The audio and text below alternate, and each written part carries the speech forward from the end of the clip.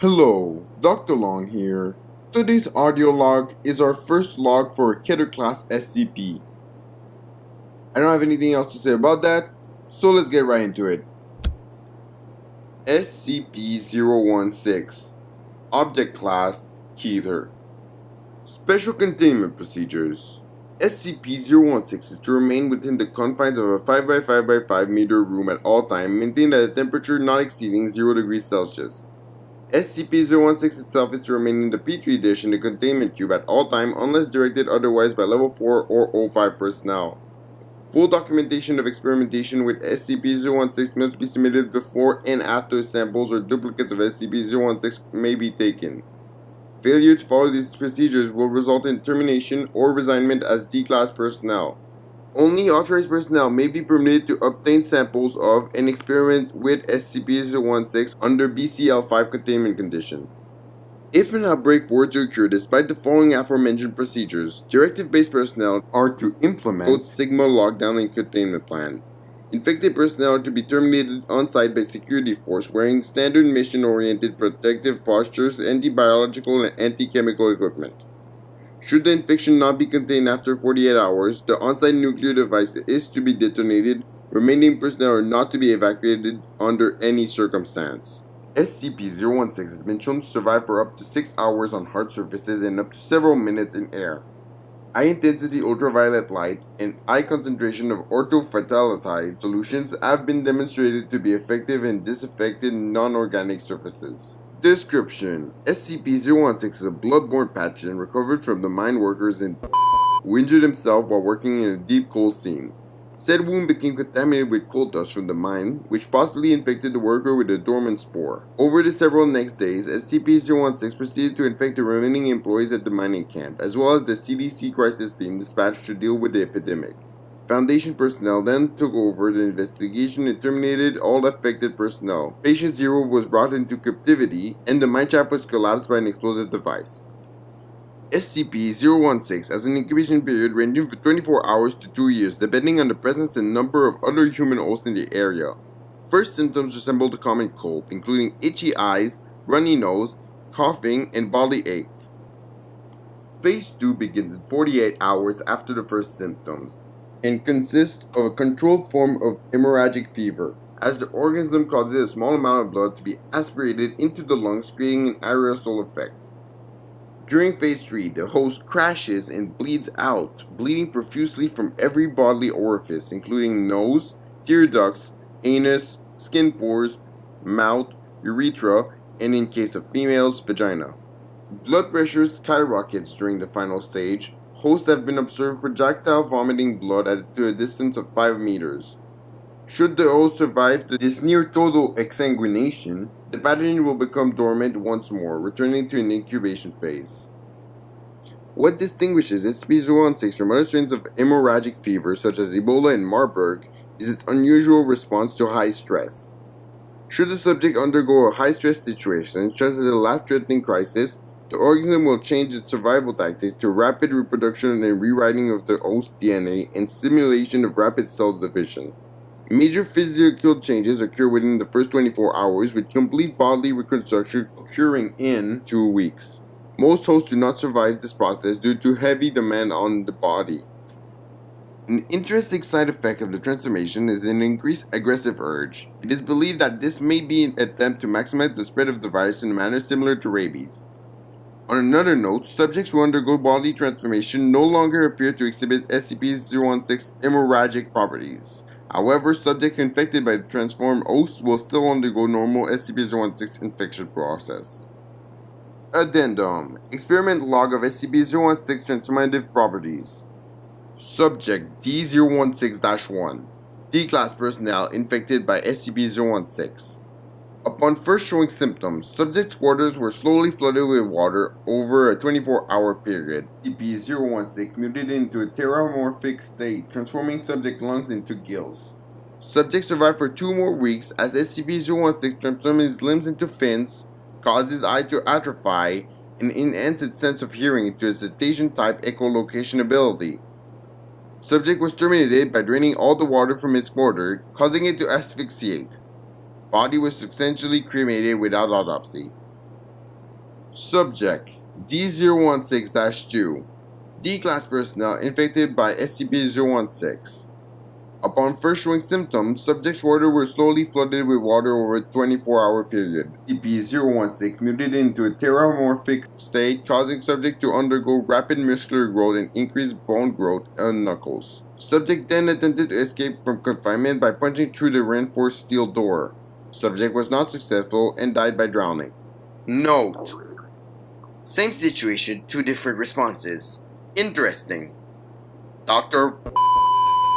Subject D016-3 D-Class personnel infected by SCP-016. Subject was previously a chemical engineer who poisoned his wife upon discovering her adultery.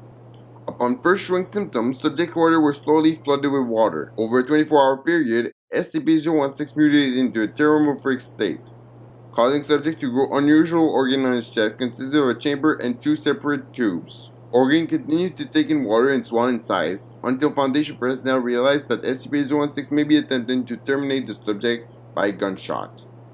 Organ was found to contain several gas sacs filled with acetylene gas and oxygen. Subject D016-4 Class D personnel infected by SCP-016. Subject was told to concentrate on forming wings. No stress was applied. SCP-016 did not mutate into a terramorphic state. Subject died of exhaustion during Phase 3. Subject D016-5 D-Class personnel infected by SCP-016. Subject was told to concentrate on forming wings and placed into an acrylic box suspended 305 meters, 1,000 feet above a mine shaft. A timer was placed outside the box, which the subject was told indicated the time to release. SCP-016 mutated into a terramorphic state, causing the subject to grow tentacle-like organ on his left wrist similar to a spider's spinnerets. Subject extended said organ through one of the box breathing holes and extruded a strong, silk-like substance, which it then used to secure the box to the cable. Subject was terminated when the countdown reached 0 and the bomb detonated. Footnotes: due to their similarities as fatal contagion that simulate the production of excess organs, a possible link to SCP-1801 is under investigation. End of audio log. So recently, O5 gave me this box with a bunch of cassettes tagged with a title and an SCP number. They asked me to implement them into my videos so they could be in a more updated audio source. I listened to a few of them and they appeared to be story from personnel at the Foundation.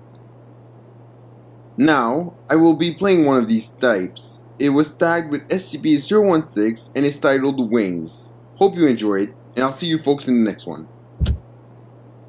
It's been a while since I've seen my kids. That fucking dirtbag Jerry. At least Dr. Rod hell without this pain. Should've shot him in the nuts instead of the head.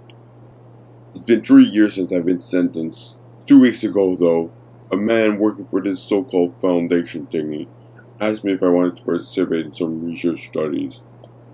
I asked him what I got in return, and he said that after a month, I could be free. Of course I would accept such an offer. Anything to get me out of this piece of shit prison cell. Whatever these scientist douchebags injected me with, it's painful. They watched me behind a glass window as I bled out. I kept bleeding but refused to die. Those men in their white jackets continuing to watch over me. Finally the bleeding stopped. They allowed me to rest at least for a short while before they injected me with something else. When I woke up, I was already forced into a clear box above a shaft. Holy shit, that's a high drop. I heard a microphone asking me to concentrate on growing wings. How the fuck was I supposed to do that? Of course, I told them to go fuck themselves. They gave me 15 minutes and I saw a timer start counting down from 15. I didn't know what would happen at 0, but I didn't want to find out. I felt my body shake and something began to tear its way in my back. I thought it was a short while about what to inject me with, and maybe I could grow wings. With every last bit of my will, I forced my body to grow these wings. I felt like an eternity forcing these painful shards out of my back. And they grew, ugly flesh-formed wings like a bat, but they were still wings. The time was 2 minutes.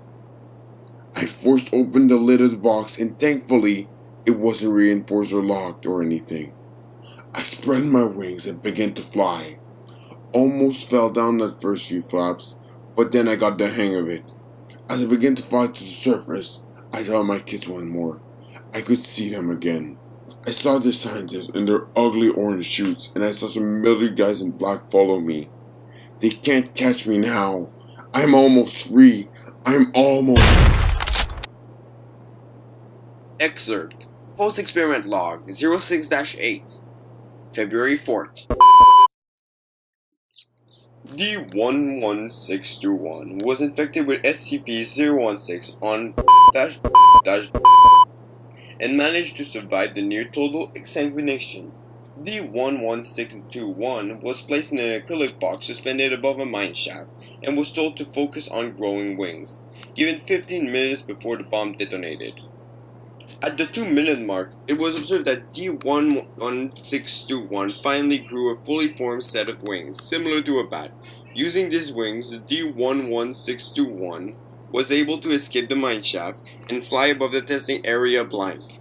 Subject was terminated by gunshot fired from a Mossberg 500 shotgun. Autopsy revealed the wings to be anchored to the shoulder blades and the muscle also attached to the shoulder blades and collarbone. Genetic testing of D11621 is underway to determine if genetic makeup affects the outcome of 016 mutation. Dr. E.K. She.